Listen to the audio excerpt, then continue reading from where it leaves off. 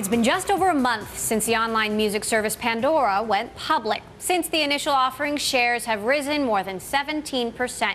I sat down with Pandora CEO Joe Kennedy for an exclusive interview to discuss what life is like now that he's running a public company. I think Pandora continues today pretty much as it's continued prior to being public. I mean, I think the great irony is if being public created some great change, then you probably shouldn't be public in the first place. We continue to build a great service for our listeners. We continue to build a successful business, generating revenue from advertisers and subscription. None of that has changed at all, and I think everybody's back focused on doing that work, which we love. So you're rolling out a big redesign, HTML5. What's your vision for this, and how is it going to make Pandora better? Really, Pandora needed a fresh coat of paint in terms of the desktop, and we wanted to add some functionality as well, particularly from a social standpoint. Music has a social element to it. I think many of us, when we discover a great song or an artist or create a great station, want to share it with others. And we wanted to really expand the tools that we would give our listeners to take advantage of that kind of urge to share the great stuff that they come across. So social is very central to this redesign. Does Pandora need to succeed in social to succeed in digital music? I think social, I think we are first and foremost a personalized radio service, and our goal is to deliver the best personalized radio experience in the world. Part of that is responding to each person's desire to share that experience with their friends. And that too we approach as a personalization exercise. It's not one size fits all, here's the only way that you can share. We've had sharing with Facebook and Twitter. That's great, serves the needs of many of our listeners. But we also, through our research, encountered some other ways people wanted to share, and we brought some of those specific tools onto the site as well. The competitive landscape in digital music has really changed dramatically just in the last few months. You've got Apple, Google, Amazon doing streaming, Spotify launching in the US. Would you say this is a new era in the competition in the digital music business? I really see it as much more of an evolution. I mean, I think the revolution was probably iTunes, when it launched, but that's now, I don't know, 6-7 years ago, maybe even more than that. And I think we'll continue to have seen evolution in how technology enables music listeners to be better served. And I think the services that you mentioned just are part of that ongoing kind of development of new great alternatives for people to enjoy music. Spotify has come in with kind of a lot of pomp and circumstance. What do you think of Spotify? Have you tried it out? Oh, absolutely. I mean, every service that comes along, I'll certainly spend time with.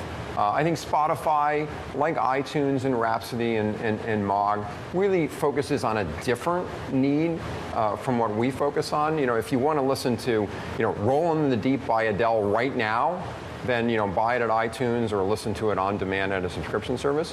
We really focus on a different need, which is, play some music for me that I would really like. I know I like Adele, but kind of play some music for me that I can kind of sit back and enjoy, be surprised, be delighted by new songs.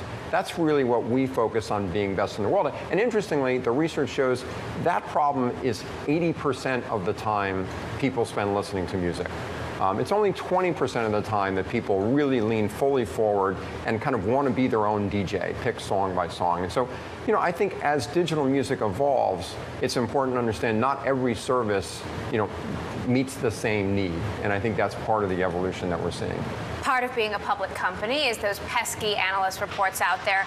Rich Tullo of Albert Freed says Pandora offers a great service, but we have concerns about Pandora's financial statements in the near term and its long-term ability to monetize its user base. How do you respond to that? Well, I think, in our prospectus, we highlighted that our auditors saw a material weakness. We agreed with that assessment, have worked very hard with them, continue to work hard with them in terms of refining our processes and systems. We fully understand that our first responsibility as a public company is to accurately report the financial position of the company to investors, and we wouldn't have taken the company public if we didn't have full confidence in our ability to do that. The second part, in terms of monetization, really, you look at our revenue growth. We have a very strong track record of revenue growth.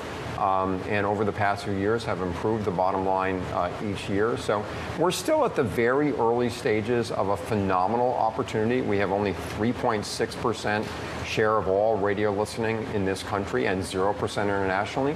So I think it's a balance for us between kind of a focus just on the monetization, which is very important, but also making sure we take full advantage of this opportunity that we have in front of us. So when will Pandora be profitable? The big question. We haven't given any forward financial guidance. And is there any, I know you don't like to put a timeline on it, but can you give us any idea? Is it coming soon? Is it this year? Is it a year out? We haven't given any timeline. Okay. How about monetizing in terms of local ads? Terrestrial radio has really survived on local advertising. Are you going to be doing more of that? Does Pandora need to do more of that? Yeah, that's been part of our growth. I mean, we have a very balanced revenue model from an advertising standpoint. We serve national advertisers with great visual advertising. We serve local advertisers. We have audio ads, the more traditional format for radio. And we've seen growth across all of those sectors. Certainly, we're seeing very good growth in terms of local, good growth in terms of the radio audio advertising that we do, and expect to see significant growth in that area going forward. How about international expansion? When's that going to ramp up? We're not putting a timeline on it. I mean, we very much have the ambition of being a global company. I think our dream is for Tim and me to someday see a billion people around the world connecting with music that they love with Pandora. That's our great dream. But the world of licensing and copyright and royalties moves very slowly. And so we've learned we have to be patient in terms of the timing of those international ambitions. There's a graveyard of music startups that didn't survive the last decade. Pandora survived 11 years, but that's a long time. Do you worry about employees selling when the lockup ends? Is that something that you think about? Well, I think employees very much believe in the company, but also, as you said, we've had employees who've been with us for a long time. So we are also partially focused on allowing them to have opportunities to achieve liquidity and gain the compensation for their efforts. And we have employees who've been with us for more than 10 years. Now, we've tried to kind of do that, I think, in a very measured way. We actually had a liquidity offer for employees about a year ago. We allowed employees to sell some shares as part of the IPO. So I think we'll do it in a way that I think meets the needs of employees but isn't disruptive to the market. Do you watch the stock, or do you try not to pay attention to it? I think the stock price today probably has more to do with Greece and debt ceiling talks and things like that. So focusing on the price today isn't, I think, very important. I think focusing on the opportunity that we have down the road is actually much more instructive about the stock price than kind of watching the ticker. Is that frustrating, though, having gone from private to public? Not really. Again, I've been through this before, so I think it's part of the drill, and I think I've been, a coach to our employees, kind of telling them, hey, the stock price movement in the short run is not really about Pandora. It can be about other factors. Let's focus on what really matters in the long run, which will ultimately drive the stock price, which is taking advantage of the tremendous opportunity we have in front of us.